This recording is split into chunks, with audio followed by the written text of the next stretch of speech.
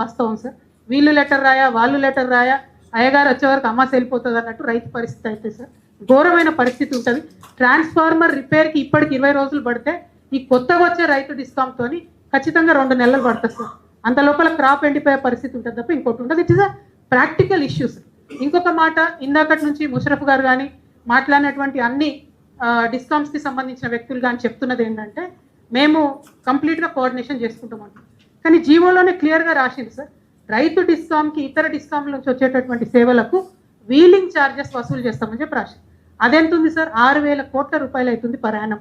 Already you are a loss making company with 25,000 crores. Wheeling charges additional is another 6,000 crores. Your farmer subsidies 14,000 crores. Your domestic subsidies 1,700 crores. You already have an arrears that you have not received from the government 35,000 crores. How does the balance sheet even match out, sir? Match out అవ్వడం లేదు. కానప్పుడు total geographical area Telangana మొత్తం వీళ్ళకి అప్పచెప్తున్నారు sir. మీతో నా request sir, kindly ఒక pilot project చేయమని అడగండి సార్. వాళ్ళని ఒక చిన్న ఏరియా తీసుకొని మీరు పైలట్ ప్రాజెక్ట్ చేయండి. అక్కడ సక్సెస్ అయితే మీరు తెలంగాణ అంతటి గురించి ఆలోచించండి. అసలు మీరు పైలట్ ప్రాజెక్టు హైదరాబాద్లో జీడిమెట్లలో ఒక ట్రాన్స్ఫార్మర్కి మీటర్ పెట్టినాం సార్. మనం పెట్టి నాకు తెలిసి 4-5 ఏళ్ళే. It's a failure sir. Musharraf గారు కూడా చెప్పారు 4-5 సార్లు ఎనర్జీ ఆడిట్ ట్రై చేసినాం. ఉదయ్ స్కీమ్, ఇంకో స్కీమ్లో every energy audit scheme has failed. It has failed. అట్లాంటప్పుడు how are you guaranteeing that 5,22,000 ట్రాన్స్ఫార్మర్లకు మేము మీటర్లు పెడతాం, మేము ఆడిట్ చేస్తాం, దానికి మొత్తం తెలంగాణ మీకు అప్పచెప్తామంటే అన్యాయం కదా sir. They have to do a pilot project. ఆ ప్రూఫ్ ఆఫ్ కాన్సెప్ట్ తీసుకున్న తర్వాత తమరు లైసెన్స్ ఇవ్వాలా వద్దా అన్నది మీరు డిసైడ్ చేయండి సార్.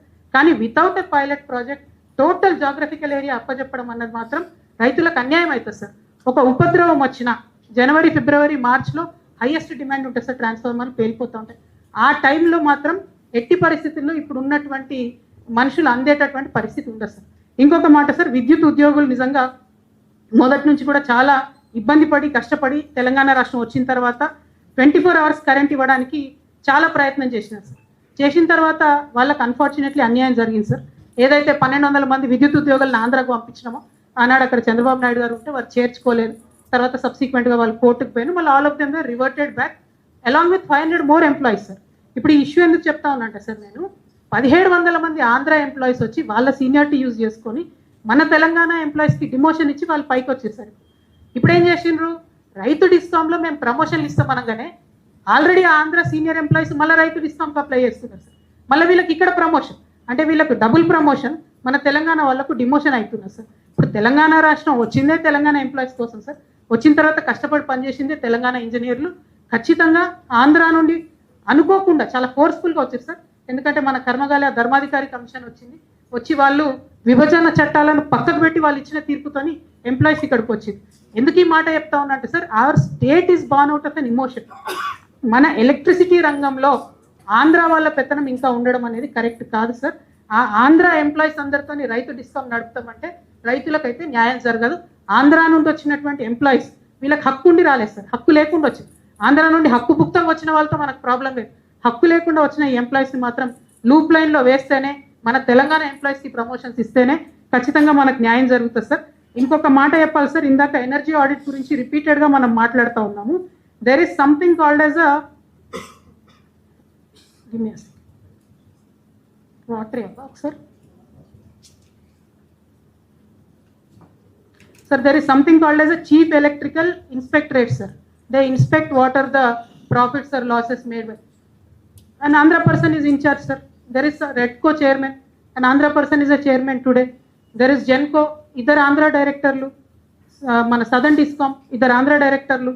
కంప్లీట్గా నేను ఎందుకు ఈ మాట చెప్తా ఉన్నానంటే సార్, కంట్రోలింగ్ అంతా ఆంధ్ర వాళ్ళ చేతుల్లో ఉన్నప్పుడు ఎట్లా మనకు తెలంగాణకు న్యాయం జరుగుతుందో ఒక్కసారి ఆలోచించాలి సార్. మన రైతు డిస్కామ్లో మాత్రం తెలంగాణ అధికారులే ఉండాలి సార్. తెలంగాణ వాళ్ళు ఉంటేనే బాగుంటుంది. ఫస్ట్ ఆఫ్ ఆల్ రైతు డిస్కామ్ వద్దు సార్. ఒకవేళ ఇవ్వాల్సిందే గవర్నమెంట్ ఏమైనా గ్యారంటీలు ఇస్తుంది అనుకుంటే కూడా ఆలోచన చేద్దాం. బట్ నా రిక్వెస్ట్ అయితే రిజెక్ట్ చేయండి సార్ ఈ ప్రపోజల్ని. 33 జిల్లాలలో దయచేసి మీరు రైతుల మధ్యలో పబ్లిక్ హియరింగ్ పెట్టండి సార్. ఈ ఏసీ రూమ్లో పెట్టేటటువంటి పబ్లిక్ హియరింగ్తో మాత్రం ఎటువంటి లాభం జరగదు సార్. ఇంకా అనేక ఇష్యూస్ ఉన్నాయి సార్. రైతు డిస్కామ్కి సంబంధించి ఇప్పటి వరకు ప్రభుత్వం ఒక అఖిలపక్ష మీటింగ్ కూడా పిలవలేదు సార్. తప్పకుండా అన్ని పార్టీలను పిలవాలి సార్. ఇది పొలిటికల్ ఇష్యూ, రైతులందరికీ సంబంధించిన ఇష్యూ. అఖిలపక్షం పిలిచి వాళ్ళ ఒపీనియన్స్ తీసుకున్న తర్వాత అసెంబ్లీ సమావేశం చేయాలి సార్. నిన్నగాక మొన్న సిరిసిల్లలో సెస్ను ఫోర్స్ఫుల్గా మర్జర్ చేసుకున్నారు సార్. అంటే రిఫార్మ్స్ స్పీడప్ చేస్తున్నారు, అక్కడ ప్రజల అభిష్టానికి వ్యతిరేకంగా మర్జర్ చేసుకున్నారు సార్. ఇప్పుడు కూడా ప్రజలు different subject. Commission has already taken some decision. Let us not repeat that. If anybody is agreed, they can prefer an appeal. Absolutely sir, I am just mentioning what is going on among the people sir. ఇప్పుడు ఇక్కడ ముషరఫ్ గారు మాట్లాడుతూ ఒక మాట చెప్పారు sir, రైతుల కోసం చేస్తున్నామని. రైతులు ఎవ్వరు అడగలేదు సార్ రైతు డిస్కౌంట్ కావాలని. రైతులు ఏం అడుగుతున్నారంటే సింపుల్, నా ట్రాన్స్ఫార్మర్ పాడైతే తొందరగా రిపేర్ చేసి ఇవ్వని అడుగుతున్నారు.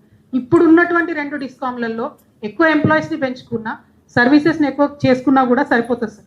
I want to exactly quote from what Musharraf గారు had said in his presentation sir. ఏం చెప్పారు, మొత్తం డిస్కామ్లు అన్ని కలిసి 69,741 కోట్ల నష్టాల్లో ఉన్నాయని చెప్పారు సార్. ఇందులో బిగ్గెస్ట్ కల్పరేట్ ఎవరు సార్? గవర్నమెంటే 54,000 కోట్లు ఇవ్వాలి sir. So biggest కల్పరేట్ is government. Now when the biggest కల్పరేట్ is government వల్లనే డిస్కామ్స్ లాస్లలో ఉన్నాయి. మళ్ళీ కొత్త డిస్కౌంట్ పెట్టి దానికి మొత్తం గ్యారంటీ గవర్నమెంట్ ఇస్తుంది అంటే experience is showing us otherwise sir. It is not a political comment. Experience చెప్తుంది మనకు గవర్నమెంట్ వల్లనే డిస్కౌంట్ లాస్లో ఉన్నాయి. రేపు రైతు డిస్కౌంట్ పెడితే కూడా అదే జరుగుతుంది. దీనివల్ల రైతులకు లాభం లేదు సార్. ఎంప్లాయీస్ కూడా జీతాలు ఇచ్చేటటువంటి పరిస్థితి ఉండదు సార్. పదే ఇంకొక మాట చెప్తూ వచ్చారు ముషరఫ్ గారు, రైతుల పేరుతో వేరే యాక్టివిటీస్ జరుగుతున్నాయి. What is stopping you from controlling them right now? Why do you need a different discount? ఇప్పుడు కంట్రోల్ చేయండి కదా, దాంట్లో ఏమున్నది? ఒకటి. ఇంకోటి సార్, మనకు అంత C- రేటింగ్ ఉందని చెప్తా ఉన్నారు సార్. C- రేటింగ్ రావడానికి ఏంది? గవర్నమెంట్ 54,000 కోట్లు రేపు చెక్ రాసిస్తే రేపు పొద్దున మనమే నంబర్ 1 డిస్కౌంట్ అయిపోతుంది. It is a government that is the culprit sir. అవి వదిలేసి మీరు రిఫార్మ్స్ పేరుతో ఇంకో కొత్త చేస్తామంటే ఇది చాలా అన్యాయం సార్. ఇంకొక మాట sir, they are saying we want to improve and support 47% population of Telangana which are farmers.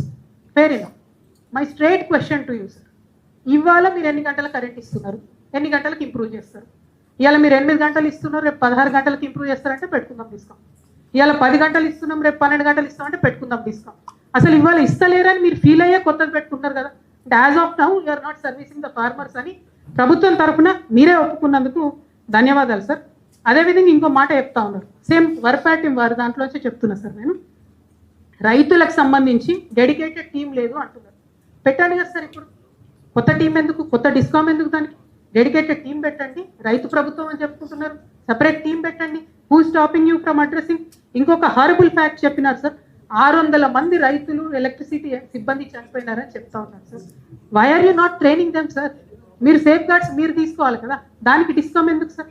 So ఏ రకంగా చూసినా కూడా ఇంకొక మాట చెప్పినారు sir which is unfortunate and I really hope mister Musharraf will take it back.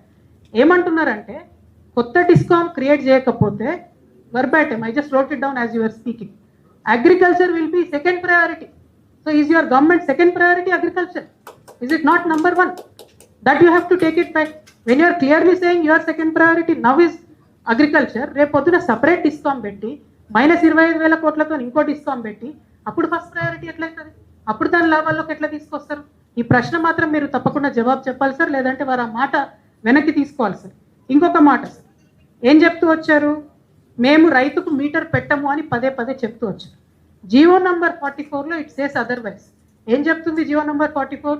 DTR and after DTR ఏదైతే low tension wires ఉన్నాయో అక్కడి వరకు కూడా రైతు డిస్కౌంట్ యొక్క స్కోప్ ఉంటుంది. డిటిఆర్ తర్వాత కూడా ఎవ్రీ కన్స్యూమర్ విల్ బి మీటర్డ్ అని చెప్తా ఉన్నారు మీరు. అది please kindly clarify, not for me, for public. ఖచ్చితంగా మీటర్స్ పెడతారనే భయం అయితే నాకు పర్సనల్గా ఉన్నా సార్. నేను జియో చదివిన తర్వాతనే చెప్తా ఉన్నాను. అదేవిధంగా పీపీఏ అలాట్మెంట్ సార్, ఇప్పుడు మాట్లాడుతూ ఏం చెప్పారు, మేము నాన్ రెన్యూవబుల్ చీప్ పవర్ ఇస్తామని చెప్పారు. మొన్నటి వరకు ఏం చెప్పారు, 42% పీపీఎస్ ఏవైతే అలొకేట్ చేశారో most expensive thermal power PPs మాత్రమే మీరు రైతులకి రైతు డిస్కౌంట్కి అలొకేట్ చేశారు సార్. 6 రూపాయలు పడుతుంది సార్ థర్మల్ పవర్, 8 రూపాయలు మనం కన్జ్యూమర్కి ఇస్తూ ఉన్నాం సార్. మరి రైతులకు ఆ మొత్తం భారం అంతా రైతు మీద రేపు పడుతుంది కదా, ఆర్ అదర్వైజ్ గవర్నమెంట్ మీద పడుతుంది. ఇందాక వేణుగోపాల్ సార్ చెప్పినట్టు ఈ డిస్కౌంట్ కాకపోతే మిగతా 2 డిస్కౌంట్లను ప్రాఫిట్లకు తీసుకొచ్చి ఏదో ఒక డిస్కౌంట్ ప్రైవేట్ చేస్తారన్నది మాత్రం వాస్తవం సార్. అది క్లారిటీగా అర్థమవుతున్నది. ఎందుకంటే దీనికి ఆ జీవోలో ఒక మాట చెప్పినారు sir, I will read it out. I'm not even deviating from the subject sir, I will just read it out. ఏం చెప్తున్నారు వీళ్ళు, ఎందుకోసం పెడతారట అంటే, ఒకటేమో precarious financial position of the discount, ఇంకోటి this loss of the discom is severely limiting their ability to secure funding. అప్పులు పుడతలేవు. ఇంకోటి ఏంది, it also restricts their participation in critical infrastructure programmes such as revamped distribution sector schemes. ఇవన్నీ ఏంటి sir? ఇవన్నీ central government తేవాలనుకునేటటువంటి changes. ఇవన్నిటిని కూడా రైతులు వ్యతిరేకించి 13 నెలలు రోడ్ల మీద కూర్చొని ఆ రిఫార్మ్స్ రాకుండా ఆపినారు సార్. ఆ స్కీమ్లలో పార్టిసిపేట్ చేయడానికే మేము రైతు డిస్కౌంట్ పెడుతున్నాం అంటున్నారు తప్పితే ఇంకోటి కాదు సార్. ఇది జీవో నుండే చదువుతున్నాను సార్ నేను, వేరే ఏం కాదు. సో వారు మాటలలో చెప్పేది వేరే ఉన్నది, కాగితంలో చెప్పేది వేరే ఉన్నది సార్.